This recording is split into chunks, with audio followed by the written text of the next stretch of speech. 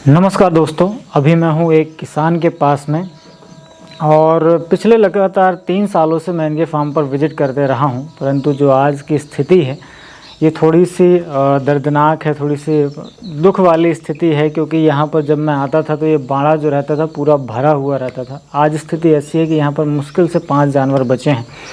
तो ये ऐसे कैसे हुआ, क्या चूक हुई इनसे, जिसकी वजह से इतना बड़ा नुकसान इन्हें झेलना पड़ा। और जो हमारे नए दर्शक हैं और ख़ास करके मेरी जो पहल रहती है कि लोगों को सही जानकारी मैं दूं, तो मेरा ये दायित्व भी बनता है। इसलिए मुझे लगा कि इस टॉपिक के ऊपर ज़रूर इनसे बात करनी चाहिए, ताकि जो बकरी पालक हैं या जो बकरी पालन में आ रहे हैं वो सजग हों और पहले से ही अपने यहाँ पर तैयारी करके रखें। तो इनसे क्या क्या चूक हुई, आपको कैसे सजग रहना है, किन किन बातों का ख्याल रखना है, हम इस वीडियो में पूरी जानकारी देने वाले हैं। तो चलिए चलते हैं और मिलते हैं आकाश यादव जी। तो भाई स्वागत है हमारे यूट्यूब चैनल पर आपका। जो भी दर्शक देख रहे हैं थोड़ा सा अपने बारे में बताइए, और काफ़ी दर्शक तो आपको जानते भी हैं। नमस्कार सर, आपको नमस्कार। मेरे फार्म पे आपका स्वागत है। मैं आकाश कुमार यादव गोट फार्म कटनी से जी। मैं सभी दर्शक एवं व्यूअर्स को सभी को नमस्कार करना चाहता हूँ जी। तो भाई क्या चीज़ ऐसी हुई कि आपको इतना बड़ा लॉस देखना मिला, और वही मैं बिल्कुल वहीं पर आता हूँ, उसी टॉपिक पर ही लेकर जाता हूँ। मुझे शुरू से शुरू करके मतलब शुरू से बताइएगा कि क्या क्या चीज़ें आपने की और किस तरीके से फिर यहाँ परेशानी आपको देखने मिली। काम तो सर मैं करीब 4 सालों से कर रहा हूँ। आपने कई बार विजिट किया, कई वीडियो यूट्यूब पे मेरी अपलोड हुई हैं। करीब 4 साल से काम कर रहा था, लेकिन मेरे को 3 साढ़े 3 साल तक कोई प्रॉब्लम नहीं आई जी। मैंने एक बच्चा नहीं मरने दिया। मैंने 2 बार ट्रेनिंग भी कर रखी है, ऐसी नहीं कि मैंने ट्रेनिंग नहीं की। एक बच्चा मेरे फार्म पे नहीं मरा। लेकिन अचानक एक ये वर्ष जो आया ये मेरे लिए बहुत हानिकारक हो गया, और इसमें कई सारी तो मेरी भी गलतियां थी कि मैंने ध्यान नहीं दिया ज़्यादा। क्या था कि अभी कुछ मेरे साथ ऐसा हुआ नहीं था, तो मैं किसी चीज़ को बिल्कुल करीबी नहीं ले रहा था, मन से दिल से नहीं ले रहा था किसी चीज़ को। इस कारण से मेरा इतना नुकसान हुआ। उसमें बहुत सारी मेरी गलतियां थी जो मैं आपको बताऊंगा। जी। सबसे पहली गलती थी कि मेरे पास जानवर करीब 40 से 45 जानवर हो चुके थे, और अच्छी नस्ल की बड़ी बकरियां थी। 18,000 20,000 की बकरियां थी, बकरे थे बड़े बड़े बकरे। 45,000 के करीब का बकरा मेरा एक था, ब्रीडर था, उसका भी मेरा लॉस हुआ। और इसमें शुरुआत में गलती ये होगी, मैं मंडी से माल लाया। अब वो माल कैसा था मेरे को पता नहीं, कर जानवर तो कम ही लेके आया था, 3-4 जानवर लेके आया था यहीं पास की मंडी से। लेकिन वो जानवर आया तो वो तो स्वयं बीमार नहीं पड़ा पहले, और मैंने करीब 8 से 10 दिन तक क्वारंटाइन रखा था। तो मैं सोचा कुछ नहीं हुआ इसको, ना छींक है, ना सर्दी है, ना खांसी है। तो उसके बाद मैंने उसको जानवरों में मिला दिया। मिलाने के बाद मेरा पर्सनल जो फार्म का जानवर था वो धीरे से पहले सर्दी जुकाम हुआ, फिर बुखार आना चालू हुआ। बुखार आने के बाद दस्त करने लगा, और पीपीआर की शिकायत आ गई। पीपीआर की शिकायत आई तो मैंने उस जानवर को अलग किया और इसका इलाज चालू कर दिया।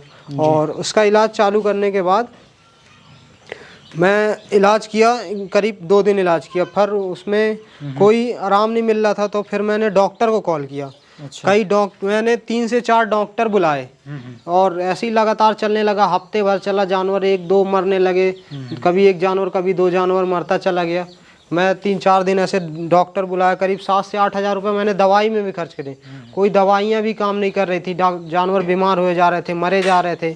और आज शाम को जानवर बीमार हुआ, कल या परसों ख़त्म हो जाता था। तो मैं समझ भी नहीं पा रहा था कि क्या क्या प्रॉब्लम है इनको।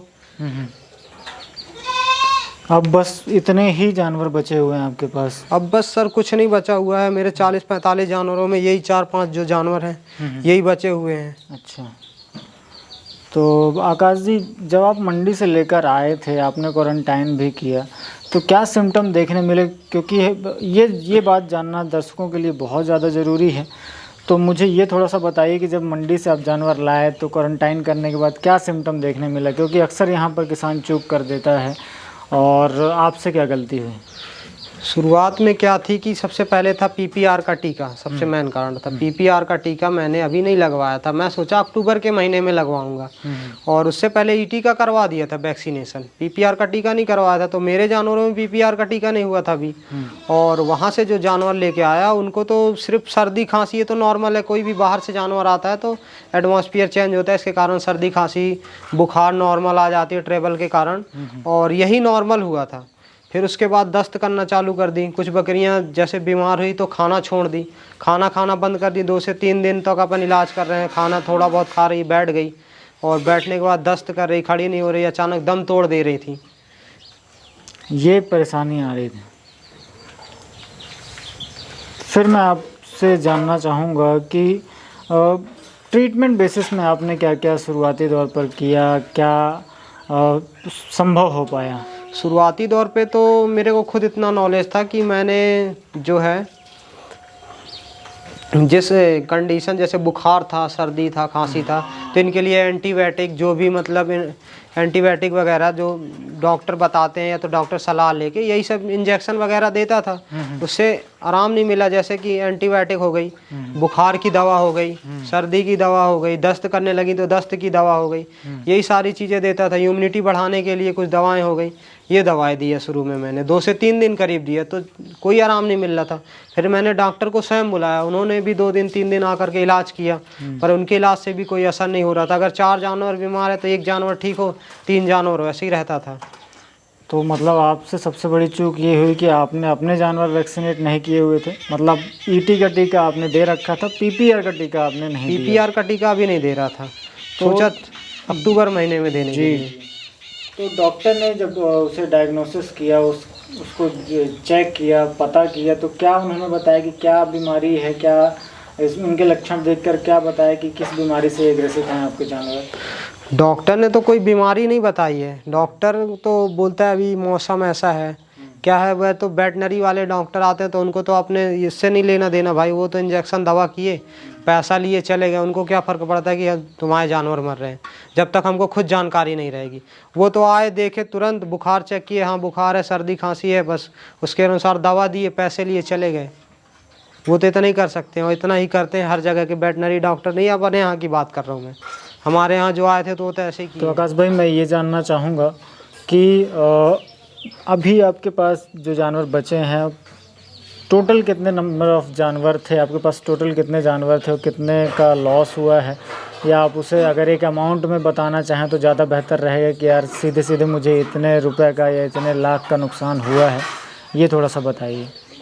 उस समय पे जब पीपीआर आया था मेरे यहाँ, तो करीब मेरी 10 प्रेग्नेंट बकरियाँ थी, वो भी बड़ी नस्ल की, 2 बच्चे वाली, 3 बच्चे वाली प्रेग्नेंट बकरियाँ थी।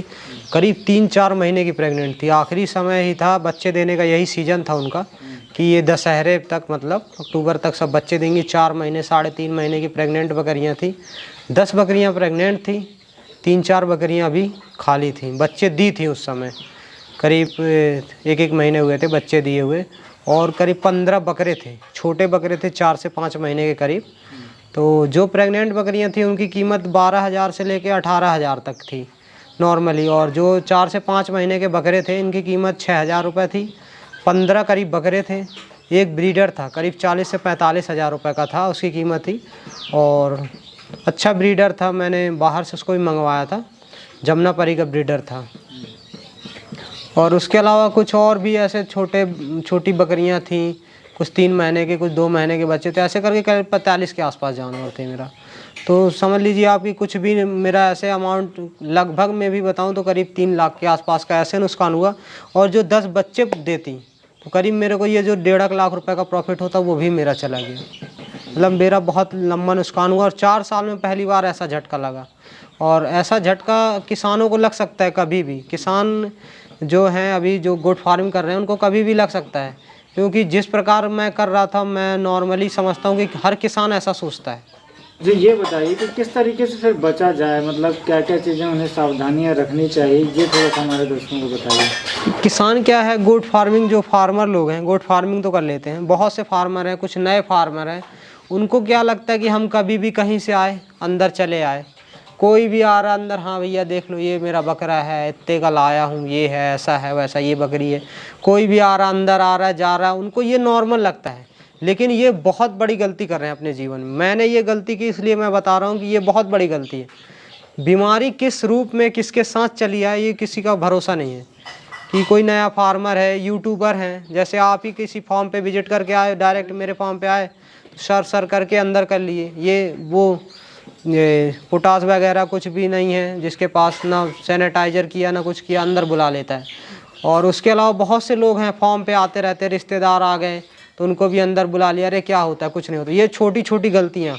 और उसके अलावा क्या होता है कि जब आदमी 3-4 साल तक कोई बीमारी नहीं आती तो थोड़ा सा दिमाग से वो हट जाता है, सुरक्षा हट जाता है, नॉर्मल समझने लगता है, अरे बकरी तो है, बीमार कहाँ होगी, मैं कहाँ बीमार हो रही, इतने ज़्यादा से कुछ नहीं हुआ तो अब कुछ नहीं होगा।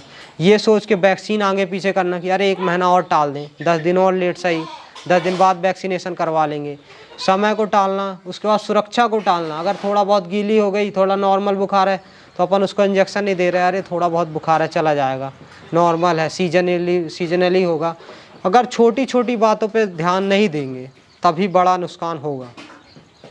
और बीमारी कभी बता के नहीं आती और एक भव्य रूप में नहीं आती कि एकदम से आ जाएगी, धीरे धीरे करके ही आएगी और छोटी छोटी गलतियों से आएगी। तो आकाश भाई, लास्ट में एक वीडियो का मैं आपसे सारांश जानना चाहूँगा।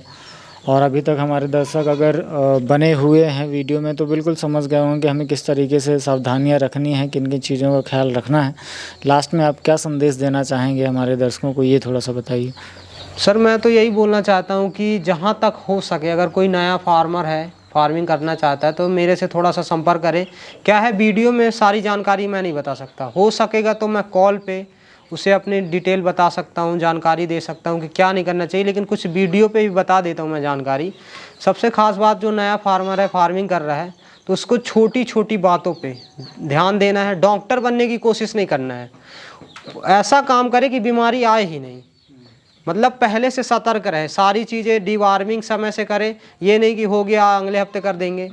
तो वैक्सीनेशन समय से करे और खान पान पे ध्यान दें, किसी चीज़ को टाले नहीं। छोटी छोटी बातों को टालेगा तो वो बीमारी बनती है। और कोई भी नया जानवर लेके आए तो उसे तो कम से कम 20 दिन से 25 दिन क्वारंटाइन करके रखें, उसके बाद ही अपने शेड में डालें। यही गलती सब मेरे से हुई हैं। और बाकी गलतियां तो अपने 3 साल करियर में मैंने खास गलती नहीं की थी, लेकिन आखिरी में मेरे से ये गलती हो गई, इसलिए मेरा नुकसान हो गया। इसके आगे अगर कोई किसान जानकारी ज़्यादा चाहता है तो मेरा आप कॉन्टैक्ट नंबर दीजिए, मेरे संपर्क कर सकता है।